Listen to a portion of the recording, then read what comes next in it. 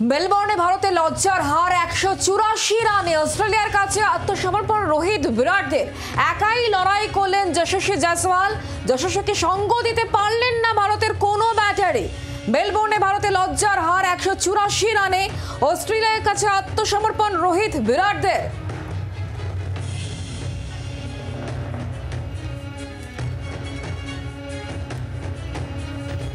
মেলবোর্নে ভারতের লজ্জার হার 184 রানে।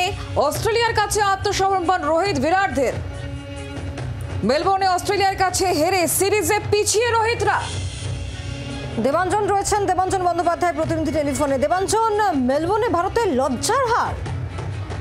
দেখো, লজ্জার হারের চেয়ে বড় কথা হচ্ছে যে লজ্জার মধ্যেও কিন্তু যশস্বী জয়সওয়াল তিনি কিন্তু তার সাধ্য মতো লড়েছেন।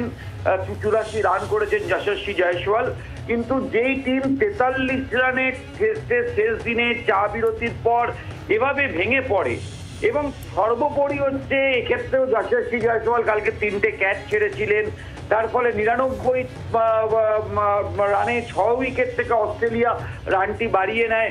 তার ফলে কিন্তু ভারতের কাছে আজকে কাজটা কার্যত কঠিন ছিল।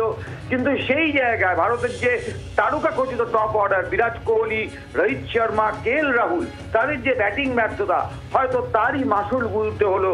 তার কারণ রোজ রোজ তো আর টেলেন্ডাররা এসে 4 ছক্কা মেরে ভারতের দেশ বাঁচাবেন বা ভারতকে জয় এনে দেবেন তা হয় না।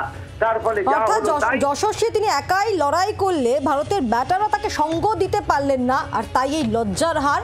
এভাবে ব্যাখ্যা করছেন ক্রিকেট মহলের বিশেষজ্ঞরা। ধন্যবাদ।